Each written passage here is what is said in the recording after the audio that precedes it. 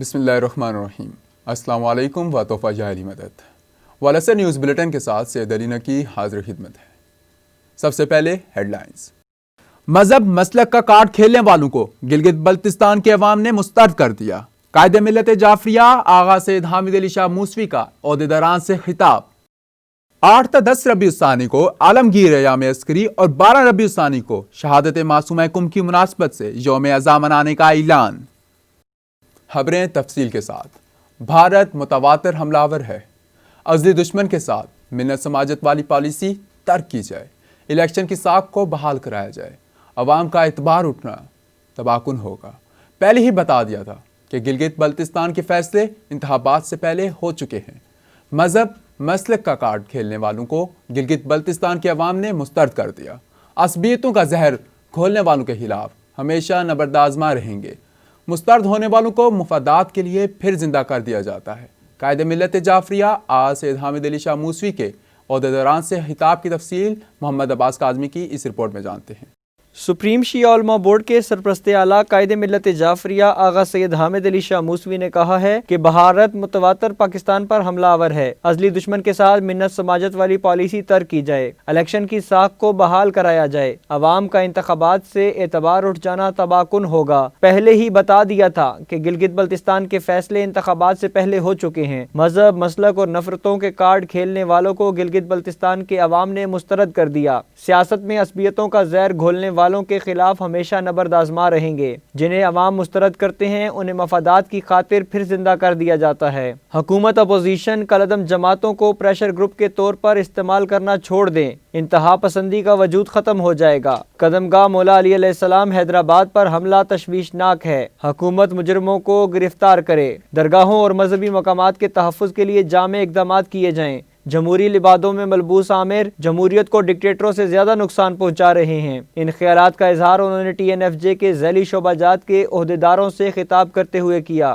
آغا سید حامد علی شاہ موسوی نے کہا کہ جب سے پاکستان وجود میں آیا ازلی دشمن پیچھا نہیں چھوڑ رہا۔ بھارت نے پاکستان میں مسلسل مداخلت جاری رکھی، یہاں تک کہ ملک دو لخت کرا دیا، اور بھارتی وزیر اعظم نے یہ ڈینگی ماری کہ ہم نے پاکستان کے دو قومی نظریہ کو خلیج بنگال میں غرق کر دیا ہے۔ افغانستان میں امریکی مداخلت کا بھی بھارت نے خوب فائدہ اٹھایا اور دہشت گردی کو پروان چڑھانے میں پورا حصہ ڈالا۔ افغانستان میں موجود 2 درجن بھارتی قونصل خانے دہشت گردوں کے لیے سہولت خانوں کا کردار ادا کر رہے ہیں۔ لائن آف کنٹرول پر اشتعال انگیزی کے ساتھ دہشت گردی نیٹ ورک کے پھیلاؤ اور پاکستانی کالعدم جماعتوں کی پشت پناہی میں بھارت کا گھناؤنا کردار دنیا کے سامنے بے نقاب ہو چکا ہے۔ چانکیا کا پٹھو الٹا چور کوتوال کو ڈانٹے کے مصداق بھارت پاکستانی ناظم الامور کو بلا کر احتجاج کر رہا ہے، جو سفارتی آداب کی کھلی خلاف ورزی ہے۔ آغا سید حامد علی شاہ موسوی نے کہا کہ پہلے دن سے کہہ رکھا ہے، فرقے، زبان اور عصبیت کی بنیاد پر انتخابات میں حصہ لینا موت کو دعوت دینے کے مترادف ہے۔ 4 دہائیوں سے یہی پرچار کر رہے ہیں کہ ووٹ انہیں دیا جائے جو مسلکی علاقائی تعصبات کے بجائے نظریہ اساسی اور قائد و اقبال کے فرمودات پر عمل پیرا ہیں۔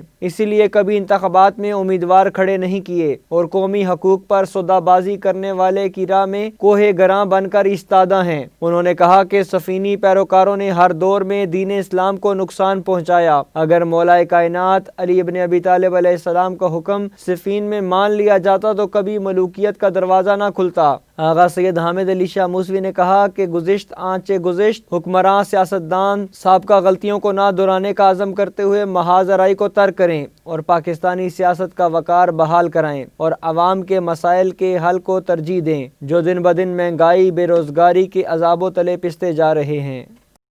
تحریک نفاذ فقہ جعفریہ کا 8 تا 10 ربیع الثانی عالمگیر ایام عسکری اور 12 ربیع الثانی کو شہادت معصومہ کم کی مناسبت سے یوم عزا منانے کا اعلان۔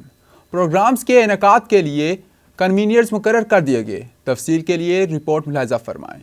ہیڈ کوارٹر مکتبۃ شیعوں کے اعلان پر حضرت امام حسن عسکری علیہ السلام کی ولادت پرنور کی مناسبت سے 8 تا 10 ربیع الثانی عالمگیر ایام عسکری منانے کا اعلان کیا گیا۔ ہیڈ کوارٹر مکتب تشیع سے جاری کردہ ایک بیان میں تحریک نفاذ فقہ جعفریہ پاکستان کے مرکزی نائب صدر سید مظہر علی شاہ ایڈوکیٹ نے باور کرایا کہ آمریت اور یزیدیت کا ڈٹ کر مقابلہ کرنے کے لیے اسوہ امام حسن عسکری علیہ السلام بہترین نمونہ عمل ہے۔ انہوں نے کہا کہ 11ویں جانشین رسول حضرت امام حسن عسکری علیہ السلام کی سیرت و کردار حریت و آزادی سے ہمکنار ہونے کے لیے نسخہ اکسیر ہے، جنہوں نے تاریخ کی سخت گیر زبان بندی، وحشت و تاریکی اور ظلم و بربریت کے دور میں ظلم و زیادتی، بے انصافی اور مظلومین کی خون ریزی پر استوار حکمرانوں کے اقتدار کو لرزا کر رکھ دیا اور ان کی جانب سے قید و بند کی صعوبتیں آپ کو راہ حق سے نہ ہٹا سکیں۔ انہوں نے کہا کہ اسلام دشمن قوتیں اس وقت بھی عالمی سطح پر مسلمانوں کو بدنام کر کے اپنے توسیع پسندانہ عزائم کی تکمیل میں مصروف ہیں اور مختلف حیل و بہانوں سے اپنے اعلیٰ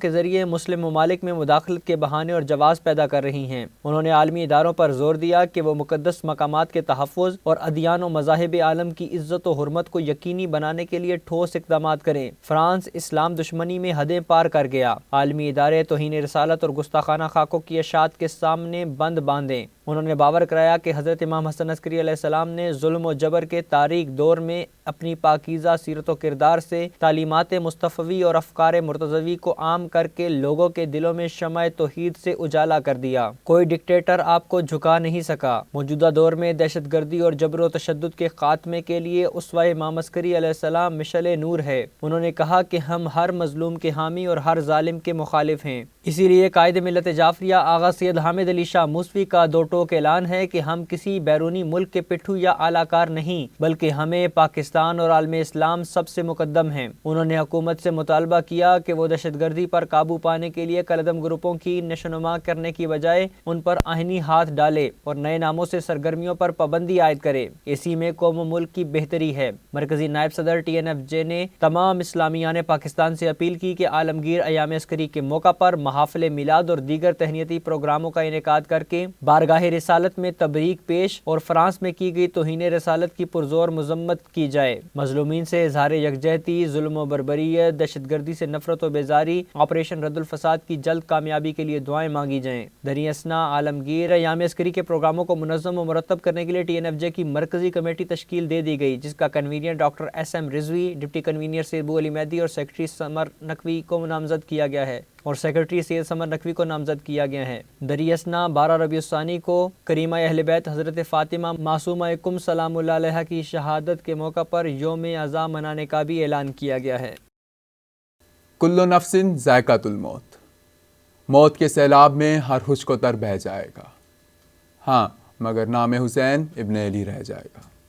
قائد ملت جعفریہ آغا سید حامد علی شاہ موسوی نے تحریک نفاذ فقہ جعفریہ اسلام آباد کے سابق ناظم الامور اور مسجد و امام بارگاہ قصر امام موسیٰ کاظم علیہ السلام I-10 سادات کالونی کے سابق خطیب حجت الاسلام سید اخلاق حسین کاظمی مرحوم کی بیوہ، اسلام آباد ہائی کورٹ کے سابق جسٹس سید انتخاب حسین شاہ اور صحافی سید دستار علی شاہ کی والدہ چوڑ ہڑپال راولپنڈی کے عزادار سید نزاکت حسین شاہ کاظمی، سید ساجد کاظمی، سید ناظم کاظمی، سید واجد کاظمی کی والدہ کی وفات پر دلی افسوس کا اظہار کرتے ہوئے مرحومین کے بلندی درجات اور سوگوار خانوادوں کے لیے صبر جمیل کی دعا کی ہے۔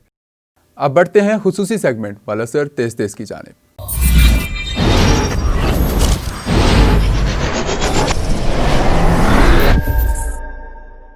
نمائندہ والاسر نیوز تلگنگ سے تصدق شاہ کے مطابق جشن سرور کونین صلی اللہ علیہ وآلہ وسلم کے سلسلے میں مسجد حیدری باب ابو طالب علیہ السلام میں شفقت پٹھان اور ملک عزیر کے زیر اہتمام منعقد ہوا، جس سے علامہ سید اسد رضا بخاری، مولانا جواد الحسن کے علاوہ علاقہ بھر سے نعت خوانوں کی شرکت اور نذرانہ عقیدت کے پھول نچھاور کیے گئے۔